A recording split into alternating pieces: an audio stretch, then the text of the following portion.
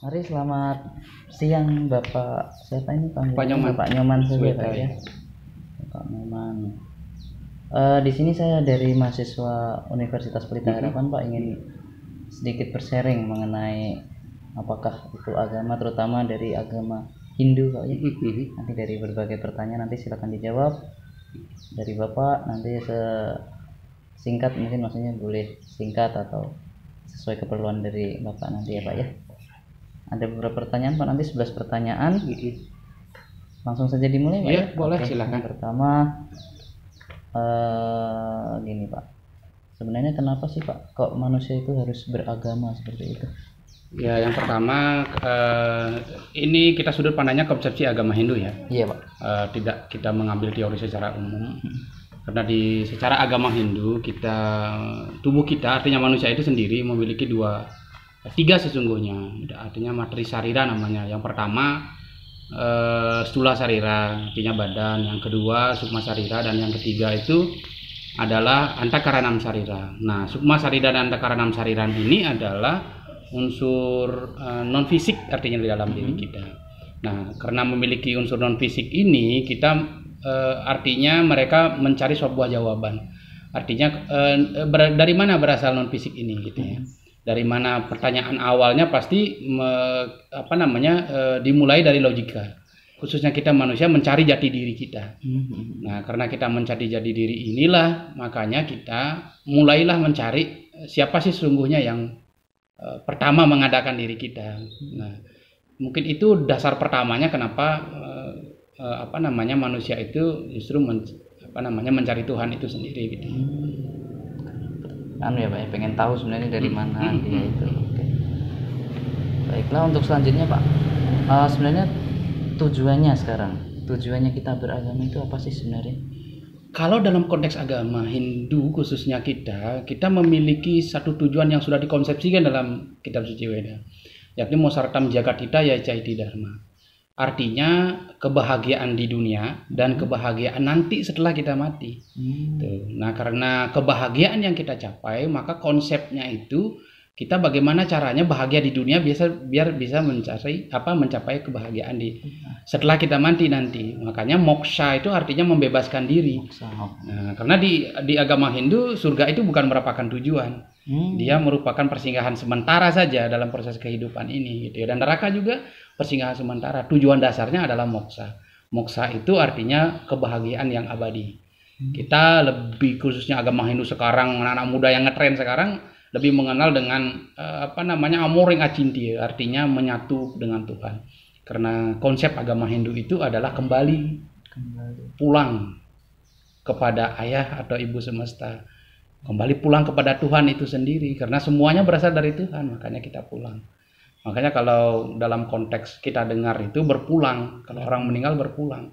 Kalau berpulang itu berarti dia pernah datang dari situ.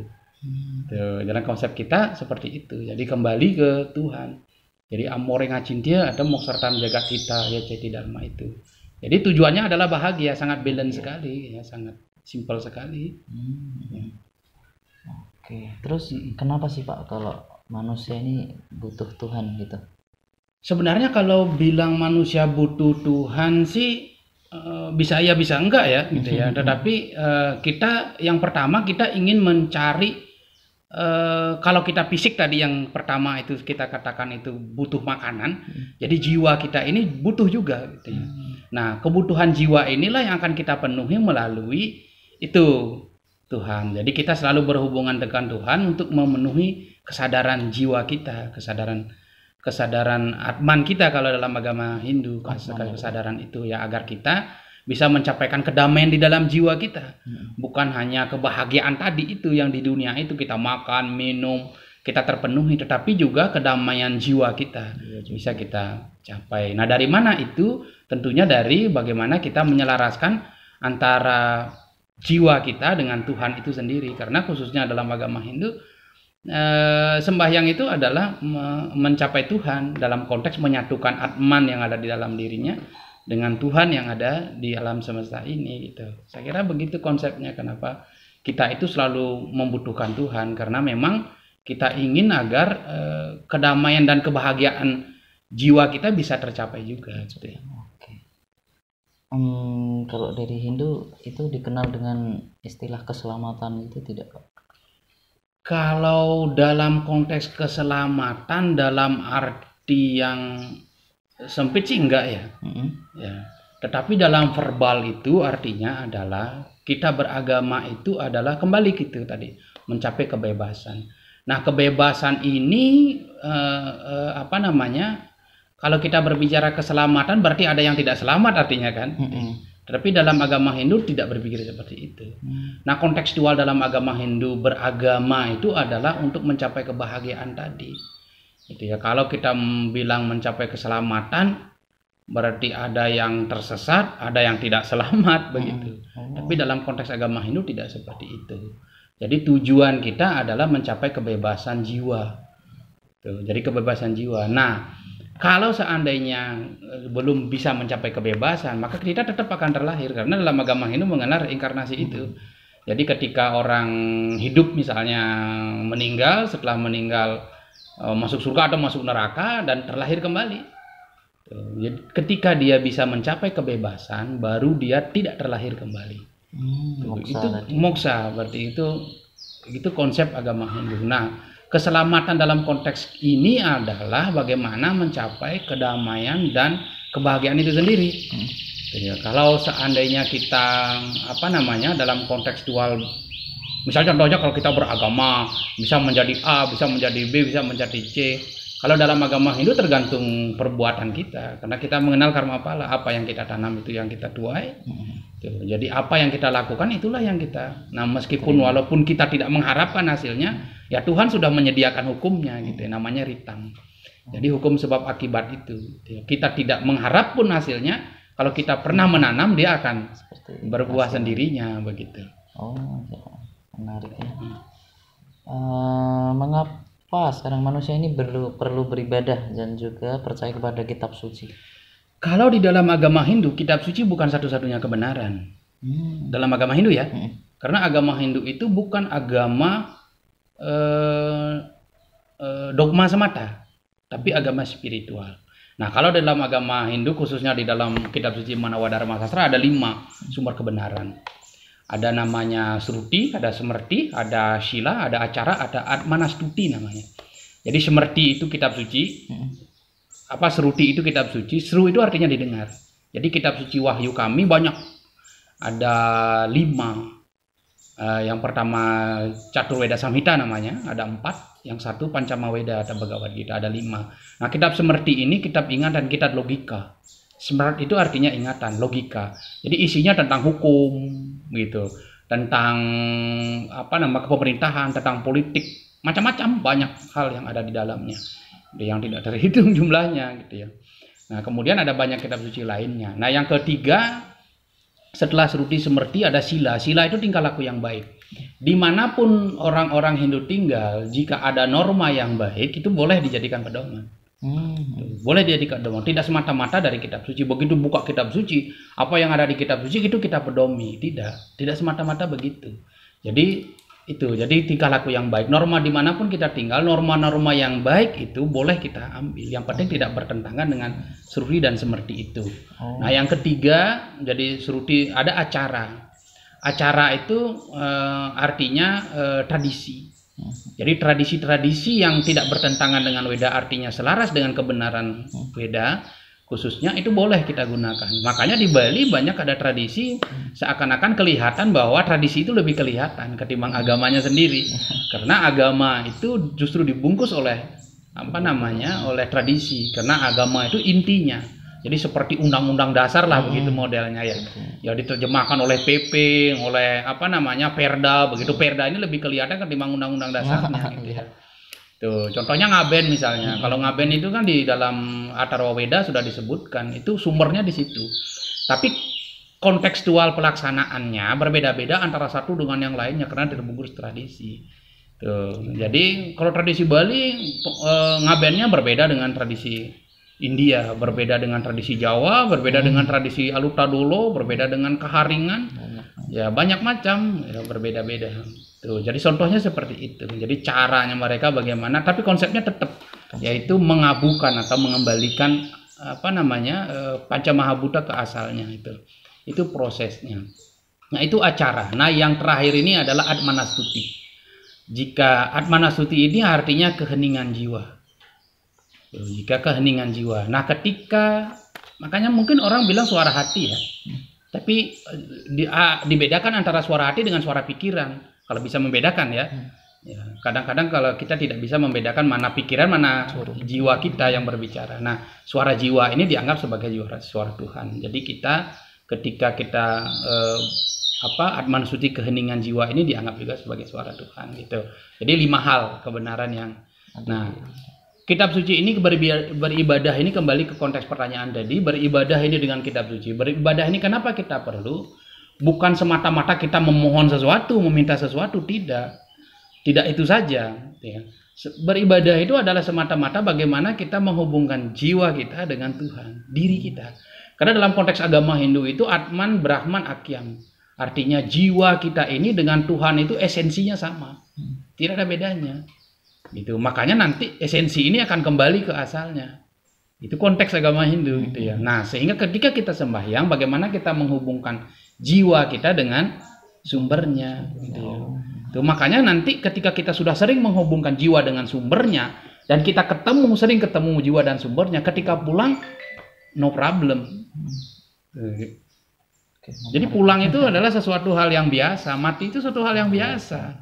Karena teman hidup itu mati, bukan lawan. Tuh, jadi tidak ada sesuatu yang mengerikan karena semua itu tidak ada yang mengerikan. Proses ya. Iya, karena mati itu kembali pulang.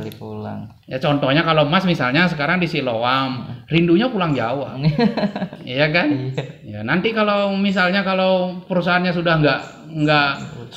tidak bekerja lagi di situ, ibunya bilang, "Mas ini pulang." Sesuatu yang membahagiakan. Oke, selanjutnya Pak ini. Bagaimana proses terjadinya kitab suci kalau di agama? Kalau di dalam agama Hindu, khususnya kitab suci kita sifatnya bukan dari atas ke bawah, gitu, tetapi dari bawah ke atas. Contohnya begini, saya kan baca juga kitab suci Islam, misalnya Kristen, misalnya kalau proses pewahyuan ya. Tapi kalau bukan dari Tuhan, kemudian malaikat, kemudian baru manusia, bukan begitu prosesnya.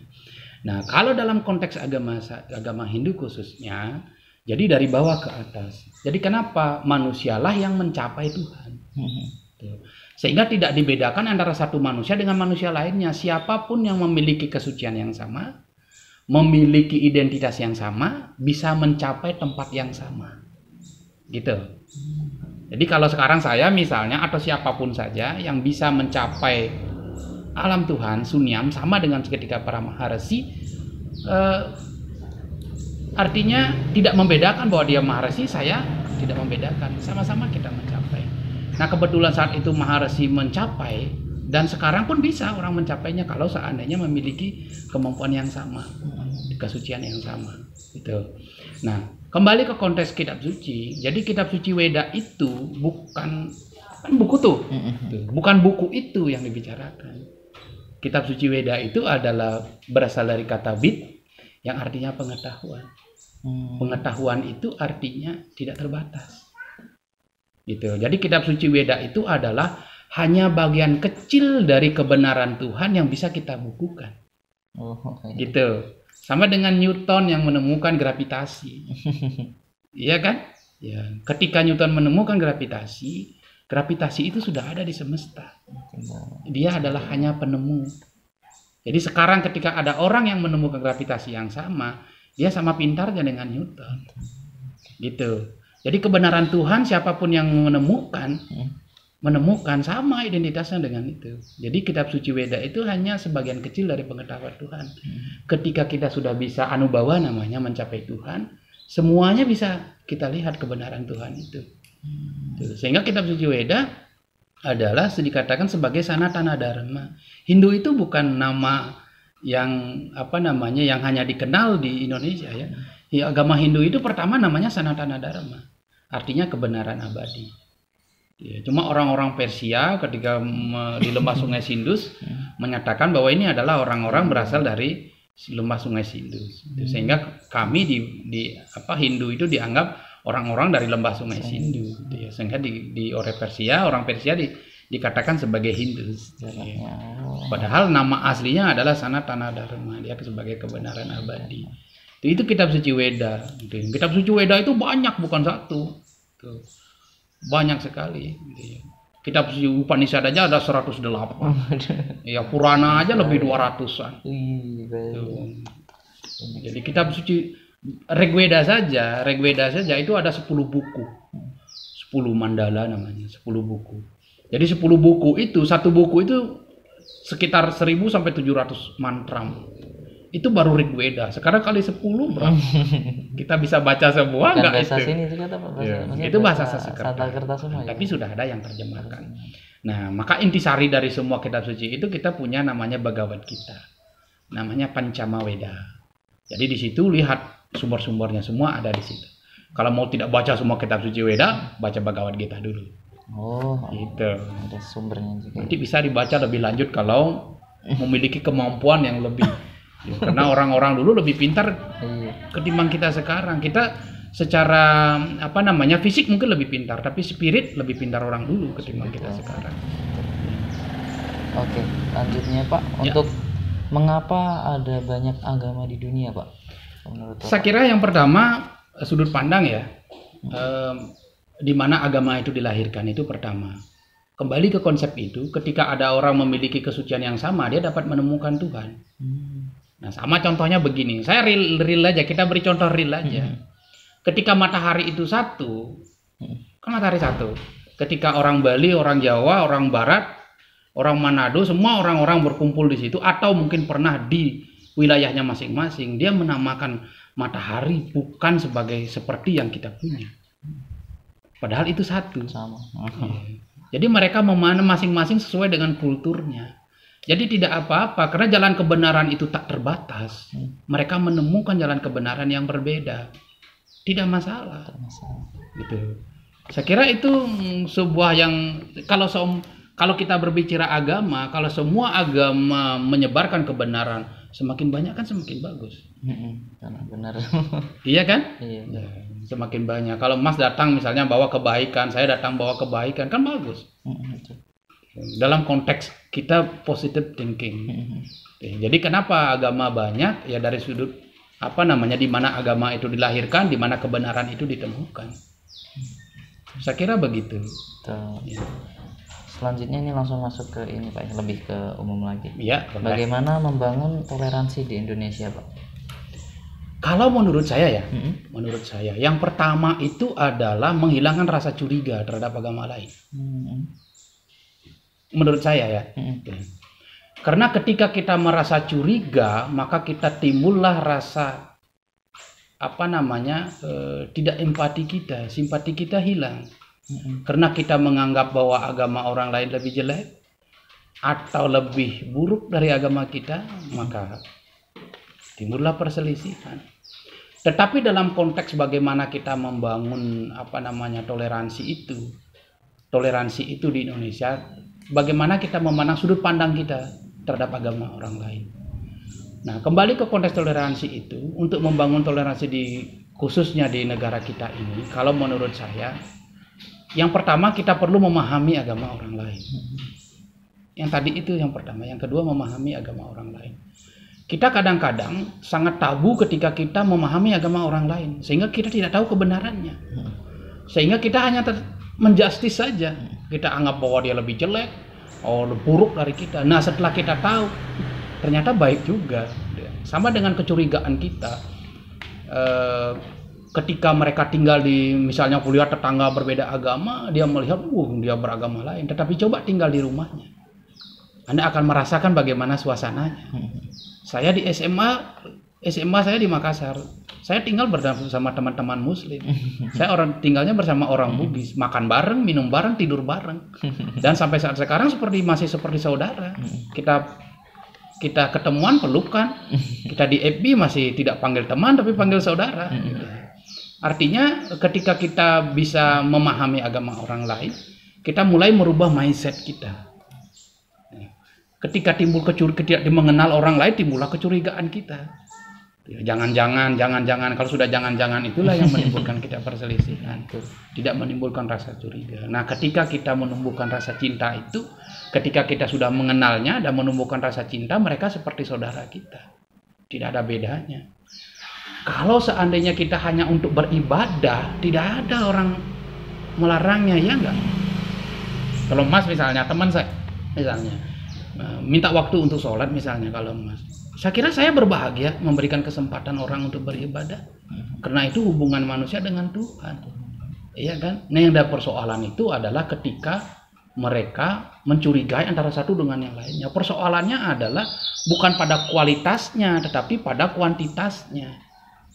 Si A dianggap mempengaruhi si B untuk menarik pengikut si A juga, itulah timbul kecurigaan, sehingga timbullah perselisihan.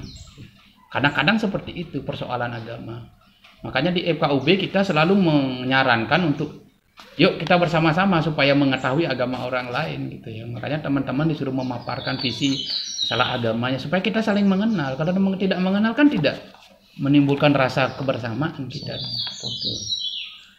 Oke, lanjut ya Pak ya. Sama sih kayak yang tadi nih, kalau sekarang konflik Pak, yang menyebabkan konflik gitu. Agama itu sebenarnya apanya sih, terus solusinya seperti apa? Kalau kita melihat dari konflik-konflik itu, yang pertama kan memang kalau ada orang menyatakan bahwa konflik di agama itu disebabkan oleh pemahaman agama kurang, saya kira tidak. Yang kurang dari timbulnya konflik itu, yang kurang itu adalah ketika kita tidak memahami agama orang lain, gitu aja. Nah, ketika kita sudah tahu agama kita dan tahu agama orang lain, kita tahu membedakan. Contoh ini aja. Nah, ketika kita memandang dengan sudut kacamata kita, misalnya Mas, ketika Mas sembahyang misalnya, saya menggunakan kacamata sudut agama saya, kok dia begitu? Berarti kan ada unsur bahwa dia orang mempersalahkan agama orang lain. Nah, ketika kita memahami agama orang, itu agamanya, dia menggunakan itu caranya dan lain sebagainya. Kita tahu, kita paham, jadinya kita mengerti. Nah, setelah kita mengerti, barulah kita bisa timbul toleransi. Nah, akar persoalan kita di Indonesia khususnya persoalan kita itu adalah ketika konflik itu kita selalu bernegatif thinking terhadap orang lain. Kita selalu beranggapan bahwa agama orang lain itu lebih buruk dari agama kita. Di dalam agama Hindu tidak ada yang seperti itu. Jadi semua hal yang benar itu tetap diwarisi dan ditoleransikan. Nah, khususnya contohnya begini. Di Bali khususnya itu banyak akulturisasi, bukan hanya budaya, tapi juga akulturisasi agama banyak di Bali.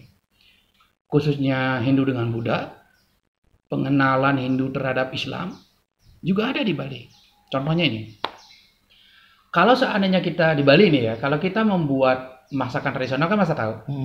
Masakan tradisional lawar misalnya kan, lawar. Kalau lawar misalnya, kalau tidak menggunakan daging babi itu namanya lawar selam. Lawar selam itu tidak menggunakan daging babi.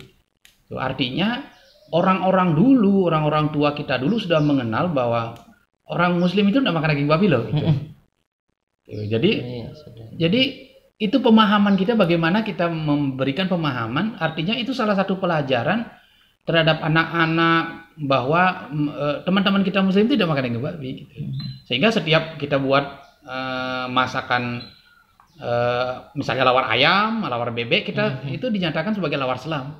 Artinya itu lawar Islam artinya gitu.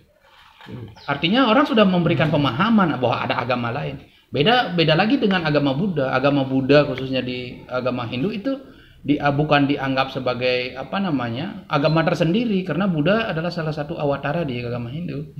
Makanya Buddha itu dipuja di agama Hindu. Jadi Buddha tidak asing kalau dalam agama Hindu. Di Bali setiap kebanyakan pura ada tempat pemujaan Buddha. Jadi sangat akulturisasi sekali. Sehingga kami di agama Hindu sangat menerima sekali perbedaan itu. Tidak ada masalah terhadap agama orang lain. Sehingga kita paham terhadap agama lain. Nah, inilah yang perlu kita tanamkan agar nanti tidak timbul konflik. Kita menanamkan pengetahuan tentang bagaimana agama orang lain khususnya. Ya, makanya penting bagi kita untuk jika ingin menumbuhkan toleransi beragama itu kita perlu juga ada pendidikan untuk memberikan pengetahuan agama gitu ya. Oh, ini agama Hindu itu begini, agama Buddha itu begini, agama Kristen, agama Islam itu begini. Supaya mereka juga tahu gitu, tidak hanya menjustis dari sudut pandang agama kita sendiri. Nah, kalau kita melihat agama orang lain dengan kacamata agama kita, buruk pasti terlihat. Tuh. Tetapi ketika kita bisa membuka kacamata kita menggunakan kacamata mereka, oh ternyata baik juga gitu ya. Makanya itu pentingnya kita pemahaman. Nah, konflik sering terjadi inilah ketika terjadi ketidaksinkronan pemahaman itu. Gitu ya. Nah, ketika kita tidak sinkron memahami agama orang lain, kita menganggap sebagai sesuatu yang buruk. Tetapi konflik-konflik Indonesia kan lebih banyak berawal bukan dari konflik agama, tetapi lebih ke konflik-konflik lain, sosial, media sosial dan lain sebagainya. Baru masuk ya gitu, baru ada bumbu-bumbunya lah gitu ya. Sehingga karena agama itu adalah sangat asasi sekali gitu ya. Sehingga mudah kita untuk mempertahankan. Kalau agama kan bisa mati kita mempertahankan karena itu sangat asasi sekali gitu. Asasi, betul.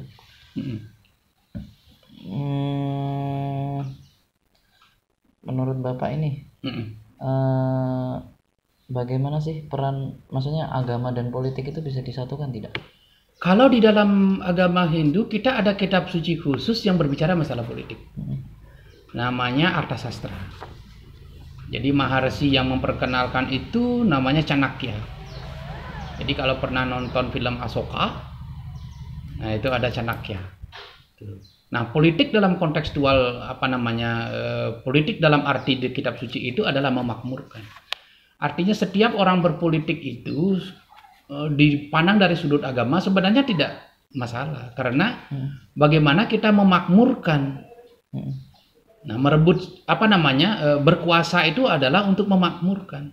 Makanya kalau dalam konteks agama Hindu khususnya, pemerintah khususnya baik presiden, wali kota, gubernur itu dianggap sebagai guru wisesa. Guru itu ada 4 dalam konteks agama kita. Namanya satu guru. Yang pertama guru swadhyaya, yang kedua guru wisesa, guru rupaka, guru pengajian. Jadi guru swadhyaya ini adalah Tuhan. Dia adalah guru kita. Makanya yang membimbing jiwa kita nanti, bagaimana menghubungkan diri khususnya dalam sembahyang tadi, itu menghubungkan diri kita. Nah, yang kedua ini guru wisesa, ini pemerintah. Kenapa disebut guru wisesa? Karena dia adalah untuk mensejahterakan kita, memakmurkan kita.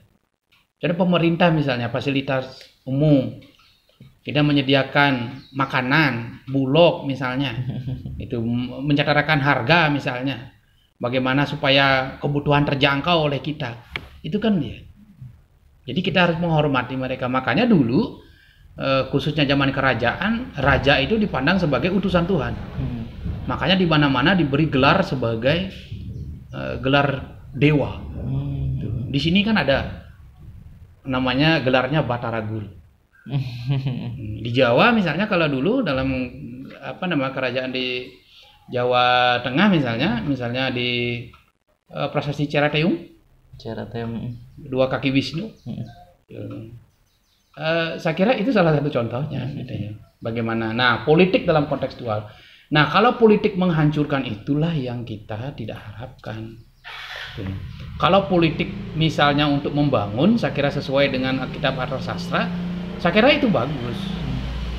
Nah, bagaimana dalam politik dengan agama? Saya kira kalau agama kita seret ke dalam, misalnya contohnya ke agama kita seret dalam politik praktis, saya kira sangat berbahaya ya.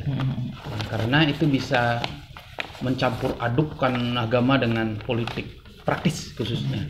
Tetapi kalau politik dalam artian membangun negara, saya kira tidak masalah.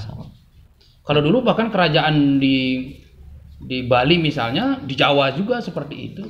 Setiap raja itu didampingi sama Purohito namanya. Kalau misalnya empu misalnya. Untuk memberi nasihat bagaimana supaya negara itu, politik itu dibangun berlandaskan agama. Gitu. Bukan agama diseret ke landasan politik. Gitu. Jadi agama inilah dasar dari, makanya Pancasila kita ketuhanan yang Maha Esa yang pertama. Agar pondasi kita memang kuat secara iman, secara keagamaan. Gitu. Berarti bisa disatukan ya agama dan politik. Kalau dalam kontekstual disatukan dalam agama dan politik, saya kira yang baik tidak masalah ya. baik. Kalau agama dijadikan alat untuk berpolitik, ini yang berbahaya. Tetapi kalau seandainya agama dijadikan landasan berpolitik, saya kira bagus. Harusnya. Iya, bagus. Bagaimana kita berbicara yang baik, bagaimana kita mengayomi teman, bagaimana kita menghadapi lawan politik. Jika kita memiliki moral yang bagus, agama yang bagus, saya kira itu menenteramkan. Tapi kalau agama dijadikan alat untuk bagaimana mencapai tujuan politik, ini yang merugikan kita. Sehingga dimanapun berkibar, kita membawa panji agama dalam kontekstual itu. Sehingga karena politik itu ada kawan, ada lawan, jadi ada senang, ada tidak senang. Nah, ketika agama kita bawa ke ranah yang demikian, jadi pasti ada agama yang tidak disenangi. Tapi kalau agama dijadikan landasan berpolitik, saya kira bagus. Acuannya begitu. Oke, mungkin itu saja sih Pak. 11 pertanyaan dari saya. Nanti videonya akan saya kirimkan ke dosen. Nanti persetujuan Bapak untuk dikirim nanti videonya. Tidak masalah. Oke, terima kasih Pak. Sama-sama. Sama-sama.